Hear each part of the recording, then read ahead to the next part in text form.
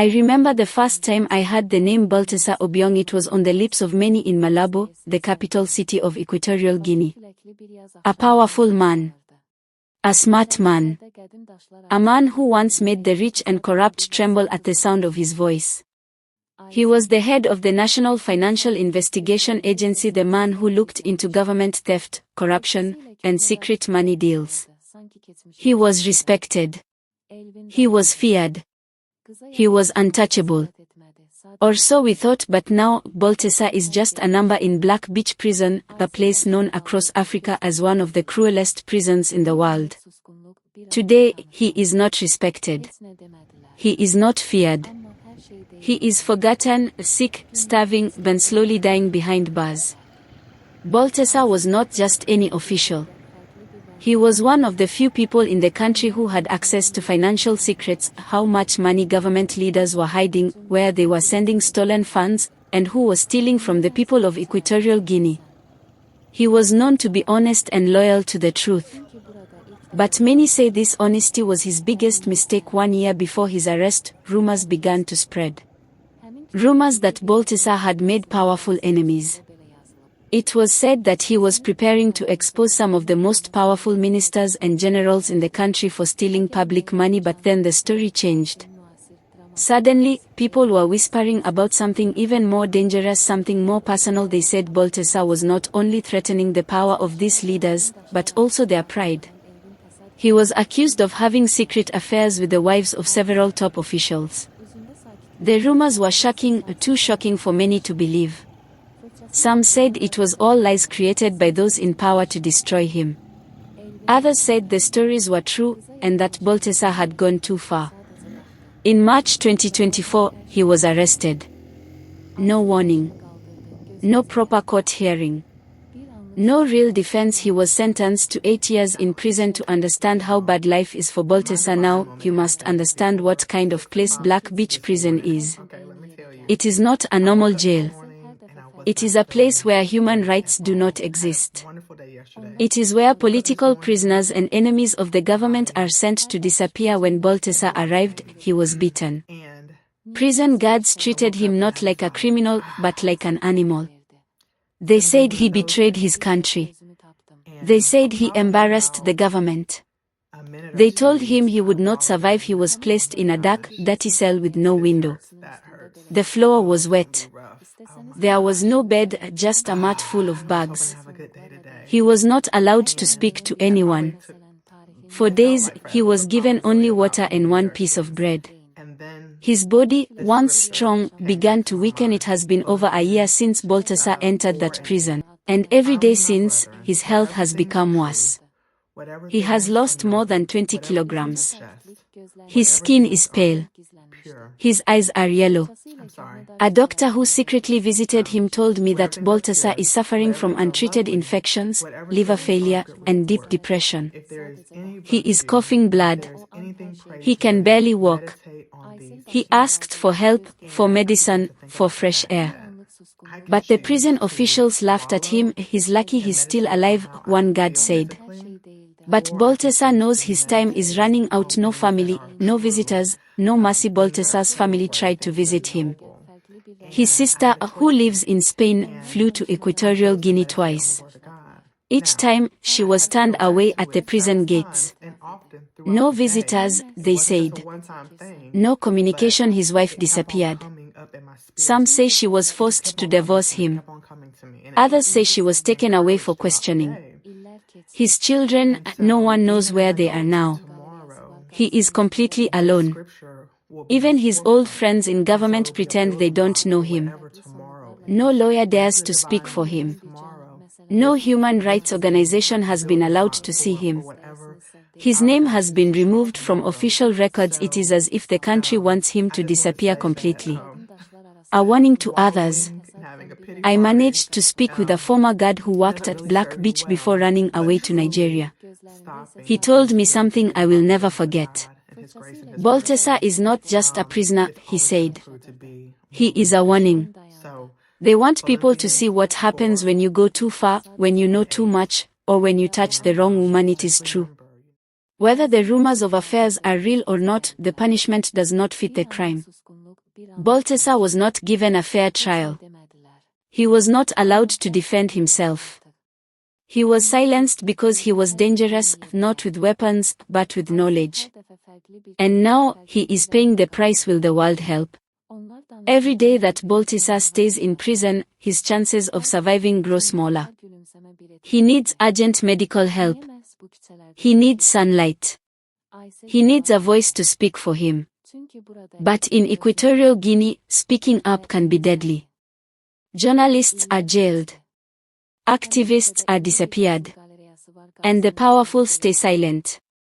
As a journalist, I risk everything by writing this. But I believe the world must know. Balthasar was once the man who fought corruption. Now, he is broken and dying in a prison cell.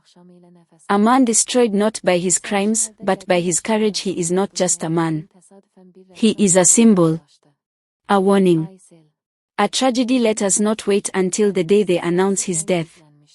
Let us speak before his voice is gone forever. Mariama Esosa, reporting from an undisclosed location. October 22, 2025. He has lost more than 20 kilograms. His skin is pale. His eyes are yellow. A doctor who secretly visited him told me that Balthasar is suffering from untreated infections, liver failure, and deep depression. He is coughing blood. He can barely walk. He asked for help, for medicine, for fresh air. But the prison officials laughed at him. He's lucky he's still alive, one guard said. But Balthasar knows his time is running out. No family, no visitors, no mercy. Balthasar's family tried to visit him. His sister, who lives in Spain, flew to Equatorial Guinea twice. Each time, she was turned away at the prison gates. No visitors, they said. No communication. His wife disappeared. Some say she was forced to divorce him. Others say she was taken away for questioning. His children, no one knows where they are now. He is completely alone. Even his old friends in government pretend they don't know him. No lawyer dares to speak for him. No human rights organization has been allowed to see him. His name has been removed from official records. It is as if the country wants him to disappear completely. I managed to speak with a former guard who worked at Black Beach before running away to Nigeria. He told me something I will never forget. Balthasar is not just a prisoner, he said. He is a warning. They want people to see what happens when you go too far, when you know too much, or when you touch the wrong woman. It is true. Whether the rumors of affairs are real or not, the punishment does not fit the crime. Balthasar was not given a fair trial. He was not allowed to defend himself. He was silenced because he was dangerous, not with weapons, but with knowledge. And now, he is paying the price. Every day that Balthasar stays in prison, his chances of surviving grow smaller. He needs urgent medical help. He needs sunlight. He needs a voice to speak for him. But in Equatorial Guinea, speaking up can be deadly. Journalists are jailed. Activists are disappeared. And the powerful stay silent. As a journalist, I risk everything by writing this. But I believe the world must know Balthasar was once the man who fought corruption. Now, he is broken and dying in a prison cell. A man destroyed not by his crimes, but by his courage. He is not just a man. He is a symbol. A warning. A tragedy. Let us not wait until the day they announce his death. Let us speak before his voice is gone forever. Some people say he is already gone. Others say he is still breathing, but only just. What I know for sure is this. He cannot walk anymore. He cannot eat without vomiting. His skin is gray and dry like paper. His eyes are almost always closed, and when they open, they look like the eyes of a man lost in another world. He is dying slowly, and maybe that is exactly what they want. I spoke with 2 former guards who escaped the country this year. One is now hiding in Cameroon, the other in Ghana. Both told me the same thing: Balthazar is not being forgotten by accident. He is being erased on purpose. They say the order came from the top. Not just to keep him locked up, but to make sure he dies quietly, not with a bullet. Not with a hanging, no. That would bring attention. That would bring questions. Instead, they want him to fade away day by day, until one morning the guards find his body cold, and they write in a report he died of natural causes. But it won't be natural, it will be murder. Murder done slowly, carefully, and in silence. His liver is failing. His lungs are full of infection. He asked for antibiotics, none were given. He asked for sunlight, the window was shut. He asked for a doctor, the only one who came was threatened and hasn't returned. He has no watch, no calendar.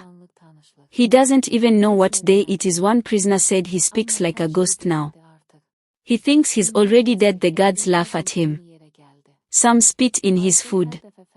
Others tell new prisoners that's what happens when you think you're bigger than the government. But now, something even darker is happening, something secret.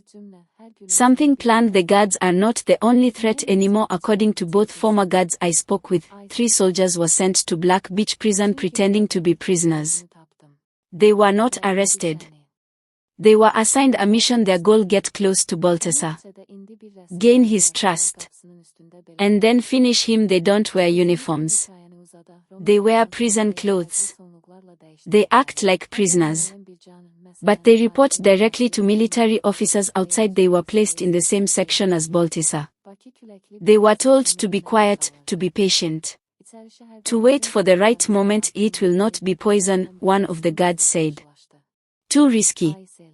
They will make it look like a fight, or a sickness, or even suicide. They want no proof, no questions, no problems. Just a body. The government is afraid. Not because Balthazar is strong, but because he is weak. Because if he dies now, nobody is watching. The world is tired. News changes fast. Other wars, other crimes, other names fill the headlines. And so the government believes this is the perfect time to end the story of Balthazar forever. Quiet. Simple. Forgotten. No court, no trial, just death in the dark. There are still people fighting for him. His sister in Spain has written letters to the European Parliament. A small group of students in Ghana made a protest banner with his name.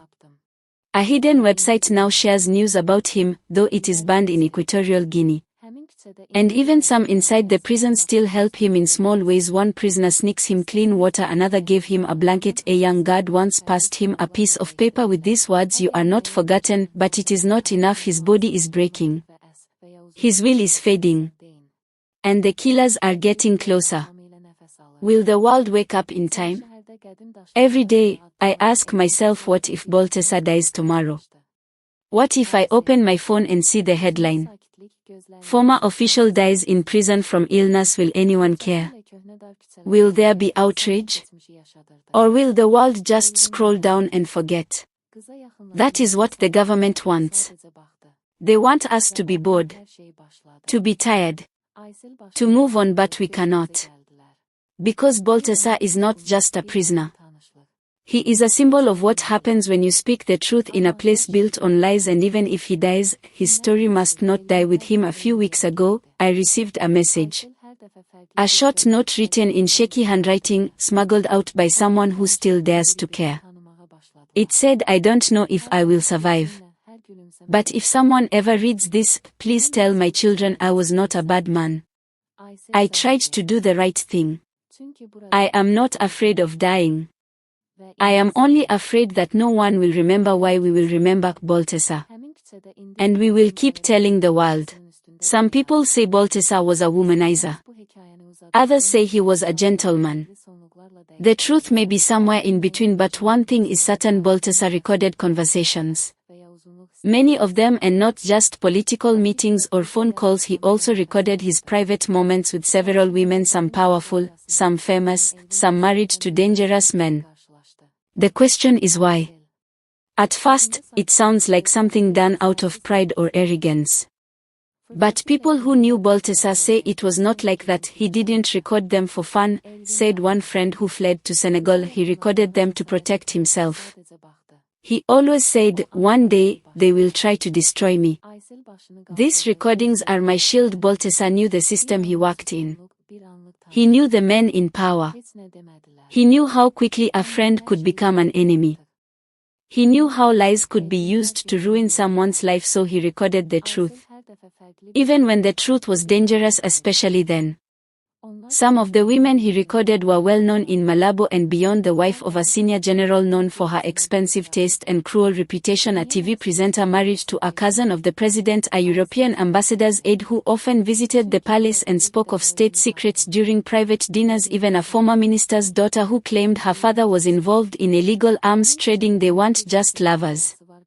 They were sources of information, and Baltasar, clever, charming, and careful, collected their words, their secrets, their stories. He never blackmailed them, said a former journalist who once worked with him, but he kept those files like insurance.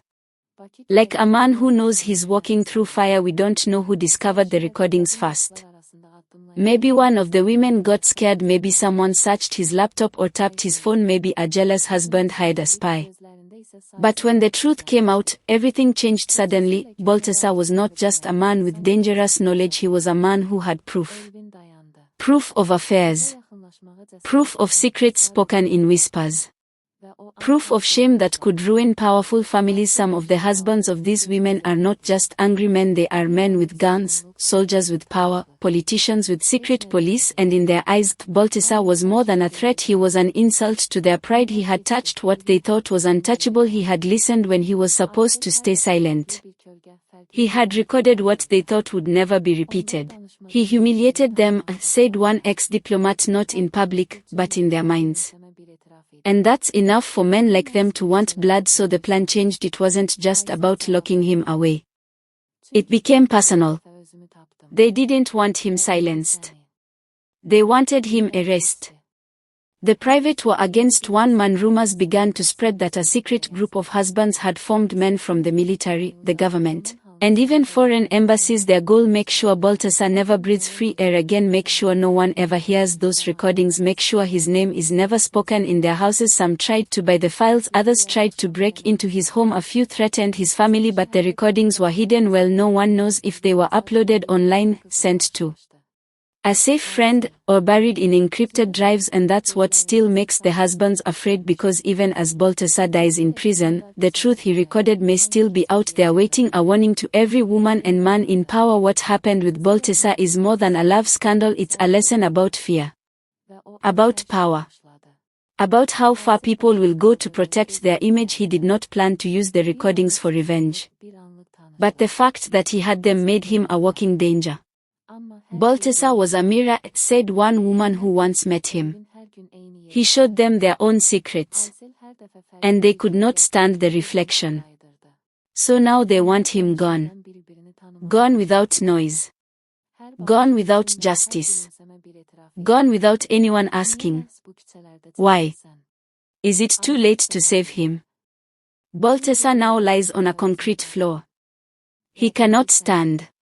His voice is almost gone. But his mind is still there, just barely. He remembers what he recorded.